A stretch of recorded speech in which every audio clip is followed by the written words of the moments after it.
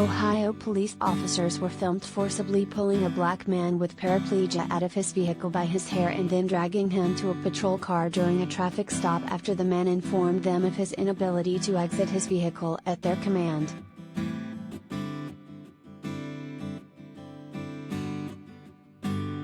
Officers stopped Clifford Owensby in a Dayton neighborhood on September 30 after his vehicle was seen leaving a suspected illegal drug house, police said Friday while releasing body camera footage of the afternoon traffic stop.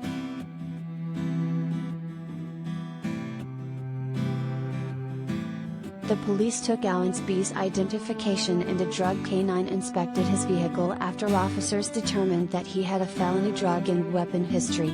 This inspection required Owensby to exit his vehicle, police said.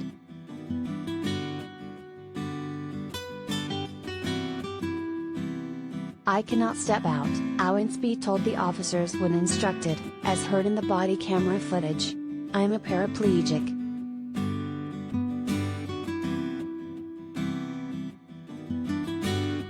Officers offered to help Owensby out of his vehicle, to which Owensby said, "I don't think that's going to happen, sir."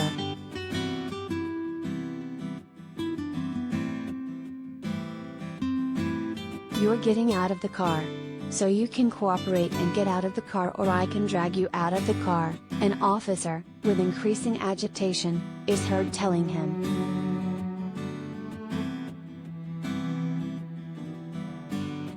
Owensby asked for the officer's supervisor and appeared to call someone on his phone to come assist him at the scene.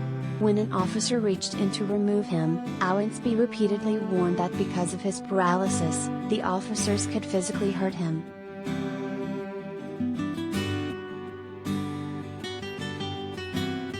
Video shows at least two officers pulling Owensby out of the vehicle and to the ground shortly after, with one officer gripping him by his hair. They can be seen hauling Owensby off to a nearby patrol vehicle with his shoeless feet dragging along the pavement behind him.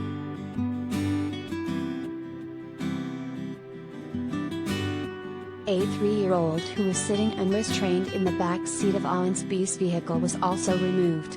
In the course of the vehicle search, officers recovered a large bag of cash totaling $22,450 inside the floorboard.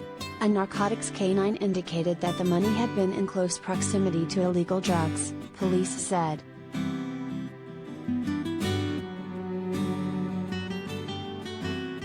A police report from the incident obtained by the Dayton Daily News accused Owensby of obstructing official business and resisting arrest, both of which are misdemeanors. He was ultimately cited in a municipal court for traffic citations, failure to restrain a child in the back seat, and for tinted glass. A Dayton police representative did not immediately respond to HuffPost's request for a copy of the incident report and comment on Monday.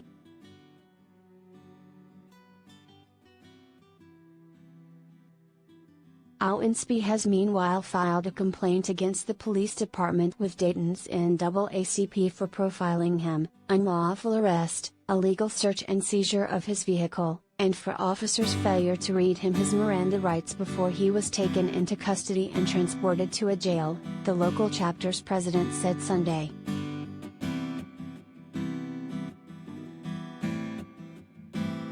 "I don't see where I did anything wrong with this matter and I am at a loss for words for what they did to me. It was total humiliation, it was hatred," Owensby said at a press conference Sunday.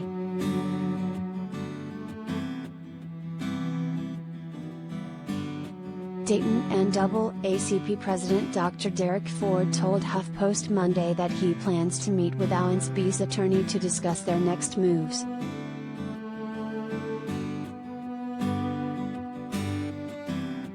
"He's having nightmares and not understanding what took place with him.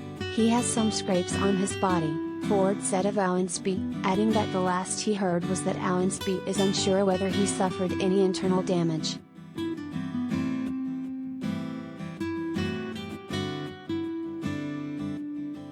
"He's dragged like he's going to a slaughterhouse, by his hair," Ford said, describing the video.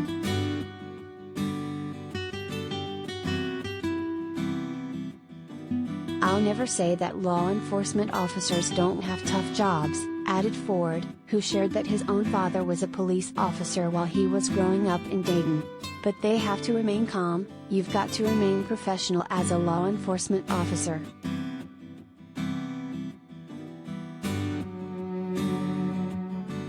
In the wake of George Floyd's death last year at the hands of Minneapolis police, the Dayton NAACP released a list of advised policy changes for police departments throughout the region, including a ban of knee holds and chokeholds, the required use of officer body and police vehicle cameras, and officer training that emphasizes mental health assessments, de-escalating conflicts and improving community relations.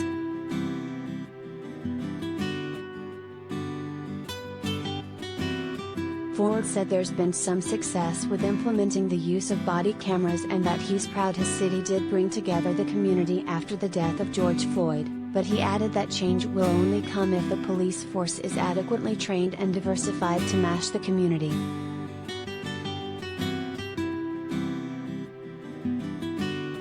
The head of the Dayton Police Union defended the officers' handling of the situation.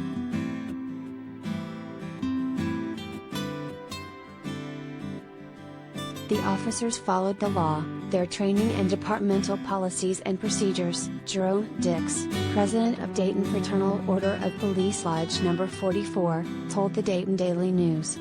Sometimes the arrest of non-compliant individuals is not pretty, but is a necessary part of law enforcement to maintain public safety, which is one of the fundamental ideologies of our society.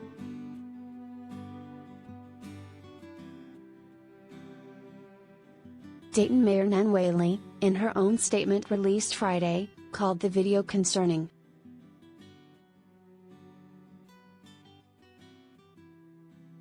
No matter where you live or what you look like, everyone deserves to be treated with dignity and respect when dealing with Dayton police, she said.